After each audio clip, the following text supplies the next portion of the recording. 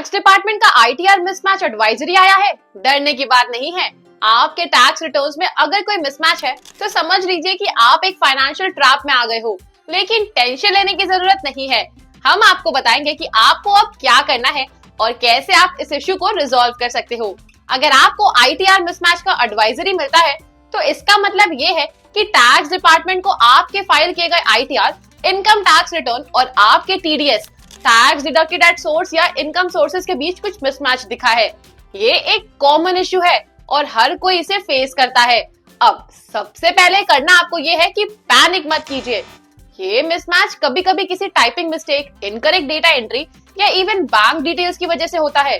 तो सबसे पहले चेक करो कि क्या आपने अपने आईटीआर में सही इंफॉर्मेशन डाला है या नहीं। अगर कोई मिस्टेक मिलती है तो करेक्शन जरूरी है यहाँ पर। तो यहाँ पे है स्टेप्स जो आपको फॉलो करने हैं। स्टेप 1, आपको अपनी आईटीआर को लॉगिन करके रिव्यू करना होगा।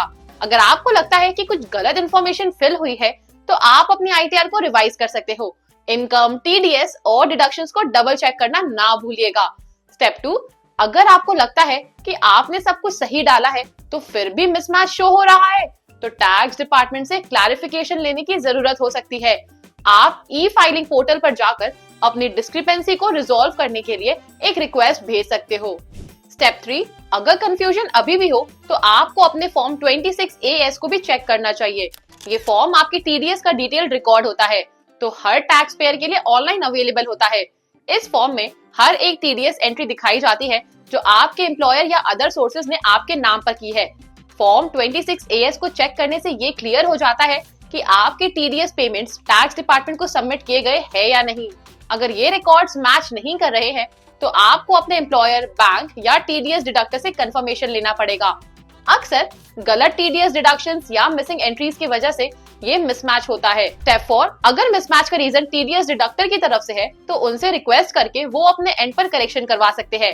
आपको अपनी टीडीएस सर्टिफिकेट या पे स्लिप्स को भी वेरीफाई करना होगा, जिसमें आपको सारे डिडक्शंस क्लियरली मेंशन होंगे। गलत टीडीएस अमाउंट या नॉन फाइलिंग की वजह से आईटीआर मिसमैच हो सकता है, लेकिन आपके करेक्ट डॉक्यूमेंट्स के साथ ये इश्यू रिजॉल्व भी हो सकता है। स्टेप 5, जब आपके रिकॉर्ड सही हो जाए तो अपनी आईटीआर को रेक्टिफाइड या रिवाइज्ड फाइल करना होगा। इनकम टैक्स पोर्टल पर जाके आप इजीली अपने रिटर्न को रिवाइज कर सकते हैं। ये प्रोसेस बहुत सिंपल है। आपको बस अपने डिटेल्स दोबारा से फिल करने होंगे और सबमिशन करनी होगी।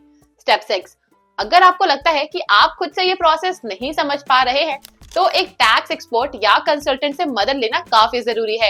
कभी कभी ये इश्यूज बहुत कॉम्प्लेक्स हो सकते हैं, जहाँ पे आपको प्रॉपर गाइडेंस की जरूरत पड़ती है और यहाँ पर लीगल देव आपकी हेल्प करेगा।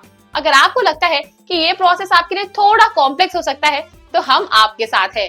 लीगल देव आपको पूरा गाइडेंस देगा, चाहे वो मिसमैच हो, डिस्क्रिपेंसी हो या आपको डॉक्यूमेंटेशन की जरूरत हो। हमारे एक्सपर्ट्स आपके लिए हर स्टेप में अवेलेबल है ताकि आपका केस स्मूथली रिजॉल्व हो सके। लीगल देव के साथ आपको एक ट्रस्टेड पार्टनर मिलेगा जो आपके फाइनेंशियल स्ट्रेस को समझेगा और आपको step by step solution provide करेगा। हमारी टीम आपके डॉक्यूमेंट्स को केयरफुली रिव्यू करेगी और आपको इंश्योर करेगी कि सब कुछ प्रॉपर्ली फाइल हो जाए।